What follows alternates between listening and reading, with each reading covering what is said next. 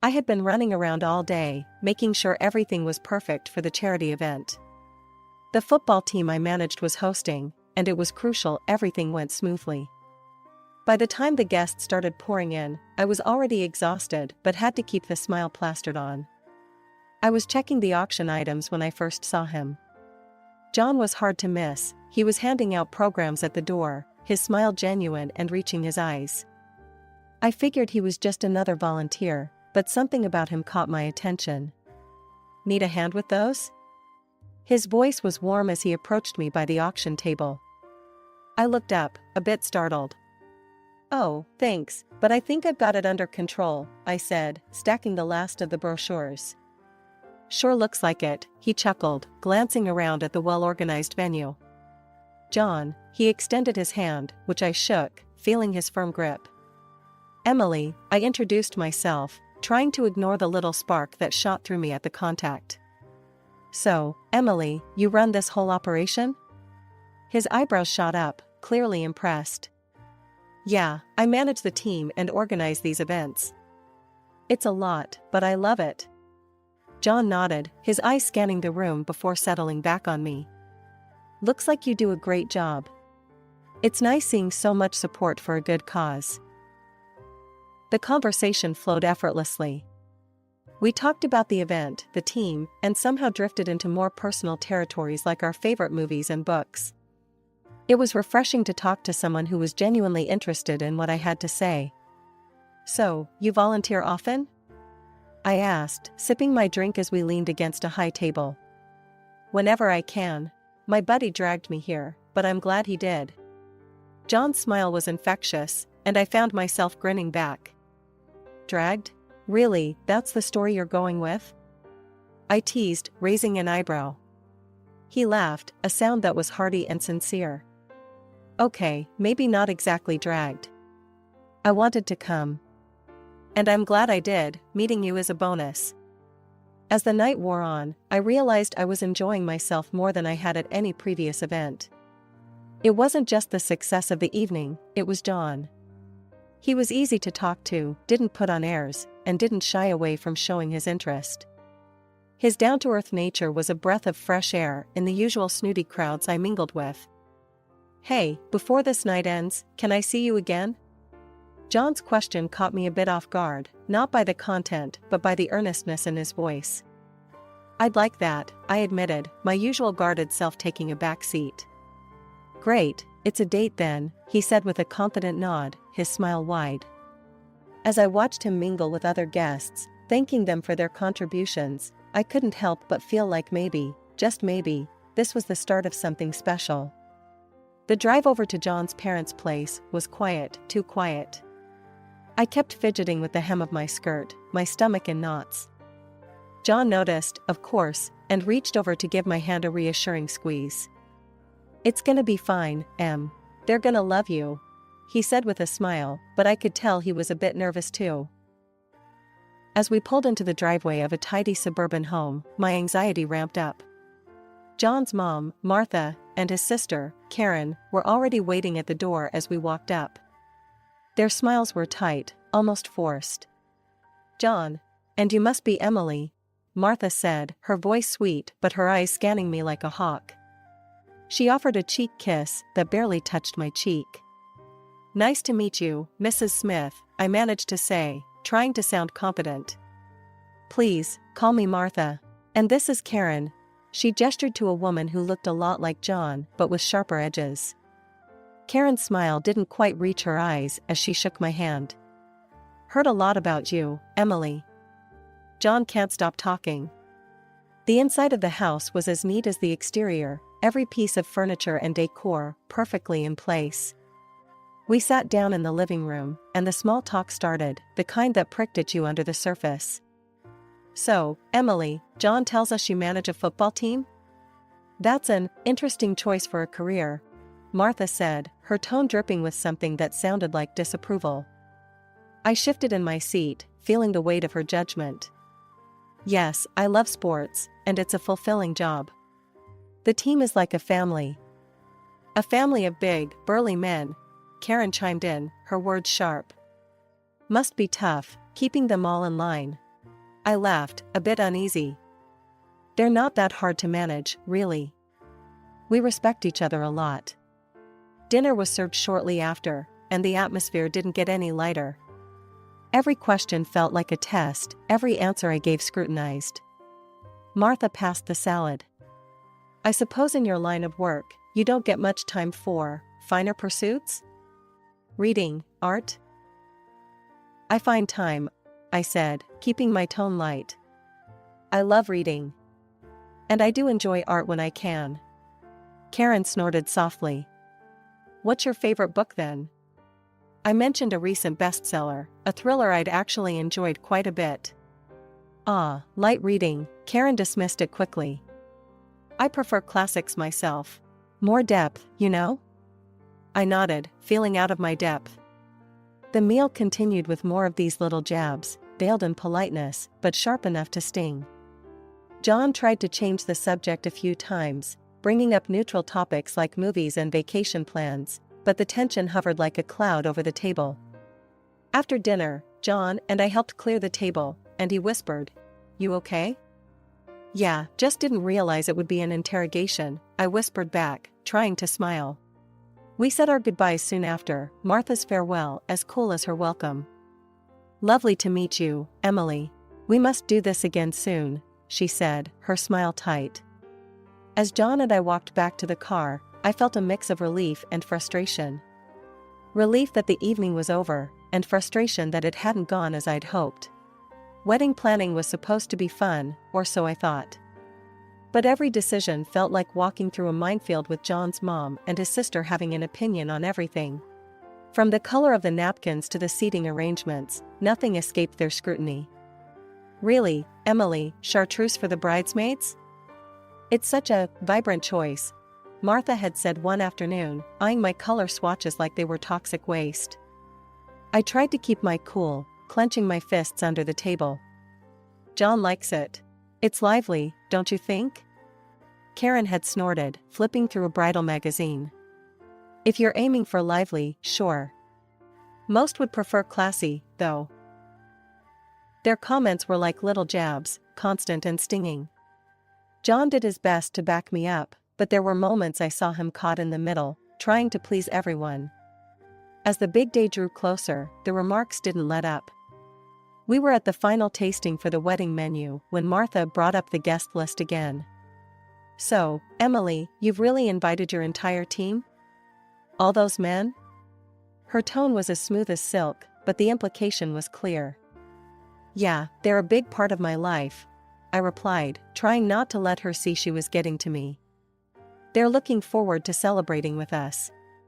Karen chimed in, her voice dripping with false concern. "Isn't that a bit inappropriate? I mean, it's your day, but you know, appearances and all." I bit back a sharper retort, settling for, "They're just friends, Karen. John knows them well." John jumped in then, his voice firm. "Emily's right. They're great guys. Let's focus on the food, huh? How's the chicken?" He was trying, I'd give him that. The wedding day itself was a blur of smiles, dances, and thankfully, minimal drama. Martha managed to keep her comments to a minimum, and Karen was too busy judging the flower arrangements to stir up much trouble. At the reception, though, after a few glasses of champagne, Karen found me alone by the bar. "Emily, just a heads up, Mom and I will be keeping an eye on things, you know, after the wedding." Her words slurred slightly, but her sharp gaze told me she was sober enough to mean what she said. I frowned, turning to face her fully. "What's that supposed to mean, Karen?" "Just that, we care about John. A lot. We're here to protect him, from whatever might come." She patted my hand in a patronizing way that made my skin crawl. I took a deep breath, counted to 10, and decided to let it go for the night. For John's sake, I plastered on a smile and rejoined the party. The rest of the evening went off without a hitch, and John and I slipped away, finally married and ready to start our life together. As we drove off to our honeymoon, his hand in mine, I felt a mix of joy and apprehension. The wedding was over, but something told me the real challenges were just beginning. The news hit like a wave when I found out I was pregnant.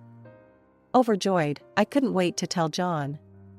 We'd been talking about starting a family, and this felt like the perfect next chapter for us. John's reaction was everything I hoped for. His eyes lit up, and he lifted me off the ground in a bear hug right in the middle of our kitchen. "We're gonna have a baby," he exclaimed, laughter and tears mixing on his face. It was a moment of pure happiness, one I wanted to bottle up and keep forever. But then came the hard part, telling his family. Given the cold shoulder I'd gotten so far, I was nervous. We decided to break the news at a family dinner that Sunday. As we drove over, John squeezed my hand, trying to be reassuring. "Whatever happens, we're in this together, right?" he said, glancing over at me with a smile. "Right," I nodded, but the knot in my stomach only tightened. Dinner was already tense when we arrived. Martha was her usual self, controlling the conversation, while Karen seemed on edge, barely acknowledging my presence. When dessert was served, John decided it was now or never. "So, we have some news," he began, his voice steady but filled with excitement. Martha and Karen turned their full attention to us, forks paused midair. "We're expecting a baby," I said, managing a smile despite the anxiety. Martha's reaction was hard to read at first. She just sat there, blinking, before forcing a smile. "Well, that's wonderful news," she said, her voice a bit too high-pitched. Karen, on the other hand, didn't bother hiding her feelings. "A baby, huh? You sure it's John's?" Her words cut through the air, sharp and cold. John's face turned red, and he slammed his hand on the table. "Karen, what the hell?" I felt a chill run down my spine, but I forced myself to speak. "Yes, I'm sure." "Why would you even say that?" Karen shrugged, looking from me to John with a smirk. "Well, you work with a lot of men, Emily. It's a fair question." "That's out of line, Karen. Totally out of line," John shot back, his tone harsh. Martha intervened then, her voice soothing but with an undercurrent of steel. Now, let's not jump to conclusions. We're just surprised, that's all. Right, Karen?" Karen muttered something under her breath and pushed her chair back. "I need some air," she announced, before stalking off. The rest of the evening went downhill. We left soon after Karen's exit, the car ride home filled with silence and unsaid words. I could tell John was furious and embarrassed, and I didn't know how to comfort him without stirring up more anger. "John, I'm sorry about that," I finally said as we neared our house.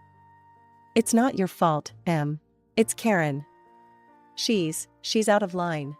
We'll handle it," he replied, his grip on the steering wheel tight. As we pulled into our driveway, I couldn't shake off Karen's words or the look in her eye. It was clear she was brewing up a storm, and I had a sinking feeling that this was just the beginning. Her question about the baby's paternity was more than just a jab, it was a declaration of war. The weeks following the dinner were a mixed bag.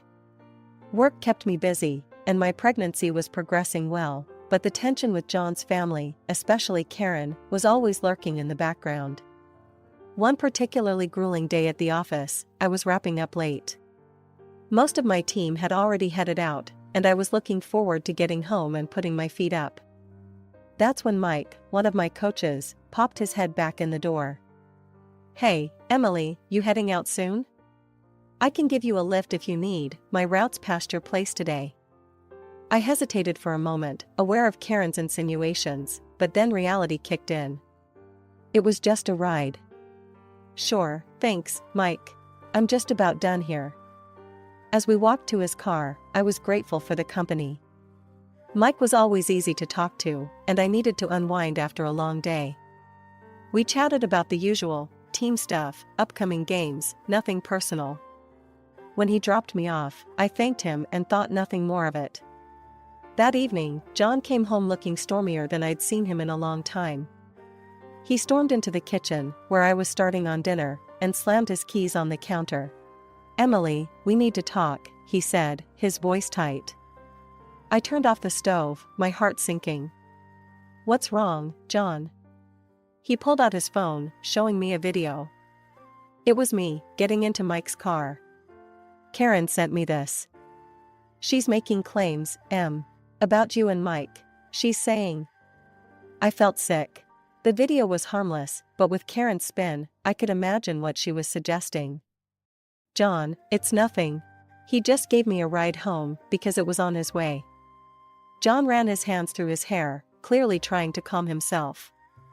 I know. It's just, her constant digging and poking. It's just hard, you know?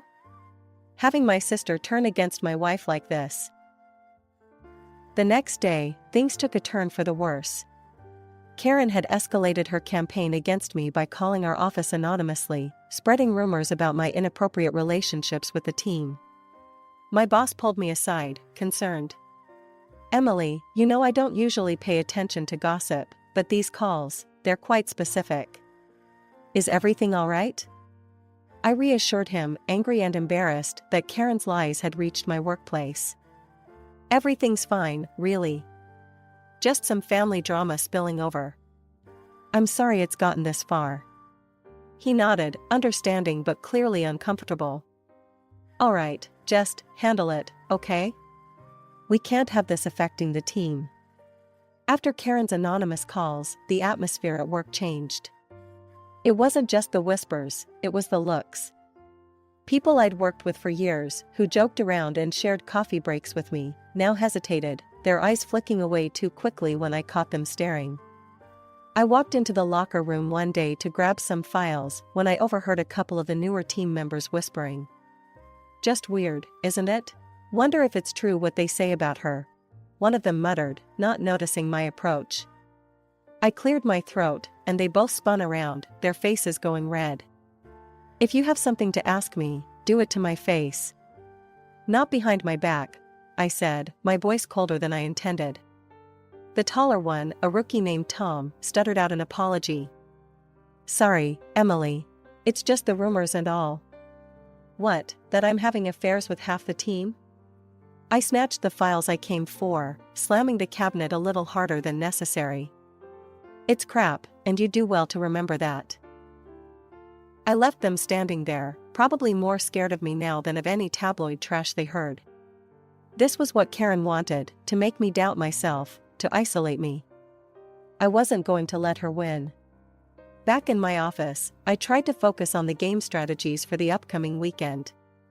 But my phone buzzed nonstop, texts from John asking if I was okay, calls from unknown numbers that I started ignoring. The weight of the situation was suffocating. Later, Mike knocked and came in, closing the door softly behind him. He looked serious, which was a departure from his usual easygoing self. Emily, you all right? This talk going around, it's garbage, you know that, right? His concern was genuine, and for a second, I felt my composure waver. I know, Mike. Thanks, I managed, mustering a weak smile. It's just hard, you know? To be questioned like this, about my professional conduct, because of some family feud.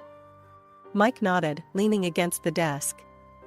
People talk, but they'll see it for what it is eventually. You built up too much goodwill here for this to stick. I appreciated his words, and after he left, I felt a little better. Maybe not all was lost. Maybe the team would see through the nonsense after all. But the day wasn't over yet.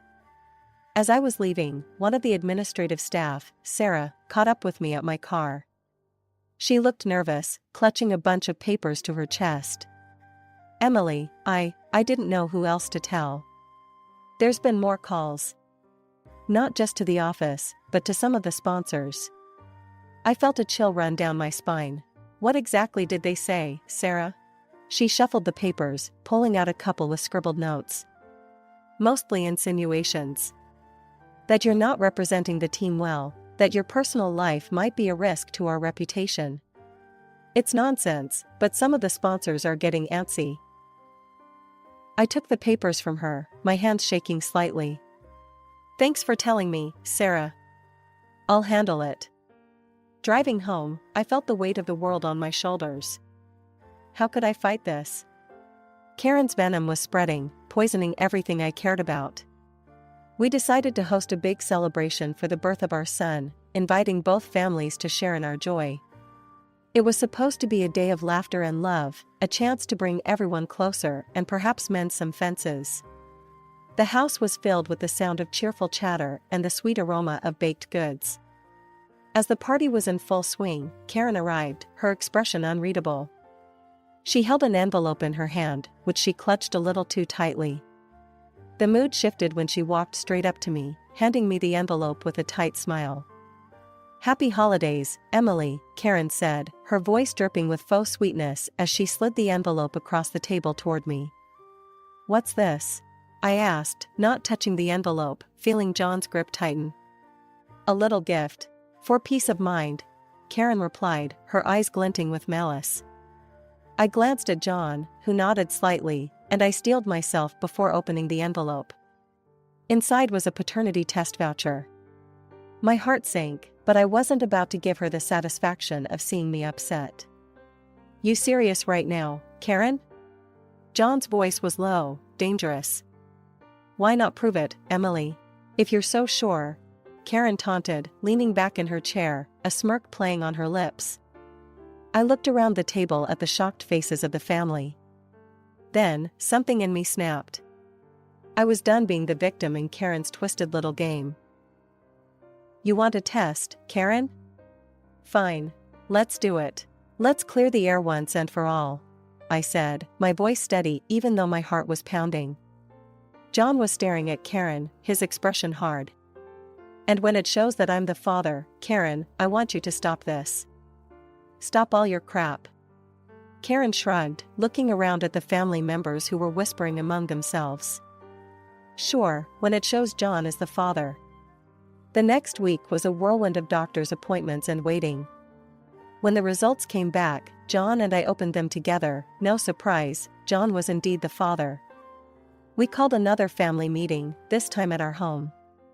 Karen and Martha arrived, looking slightly apprehensive. I handed them the test results without a word. Karen opened the envelope and read the results. The color drained from her face as she realized what it meant. Martha read over her shoulder, her expression crumbling into one of embarrassment. John took a deep breath before he spoke, his disappointment palpable. "This needs to stop, Karen. Mom, I can't believe you supported this. We're supposed to be family." The room was heavy with tension, the air thick with unspoken regrets. Martha looked at me, then at John, and finally at the floor. "I'm sorry, Emily. We were wrong." Karen was silent, her usual bravado gone. She muttered a low apology before avoiding my gaze. As they left, the relief was palpable. Although the air had cleared somewhat, the wounds were deep. It would take time to heal, if at all. But as John and I looked at our son, sleeping peacefully in his crib, we knew we'd weather any storm for him. After the paternity test fiasco settled, I couldn't shake off a lingering sense of injustice. Despite proving Karen wrong, the sting of her accusations still burned bright. The whole ordeal had sparked a flame of revenge in me that I hadn't known I possessed. Karen's birthday was just around the corner, and an idea began to form in my mind, a plan to give her a taste of her own medicine. The day of Karen's birthday arrived, and the family gathered at John's parents' house for the celebration. Everyone was in high spirits, chattering and laughing, oblivious to the storm that was about to break. I had managed to keep my plan a secret, even from John, who I knew would disapprove of any kind of retaliation. As Karen opened her gifts, laughing and thanking everyone, I felt my heart pound in my chest. It was now or never.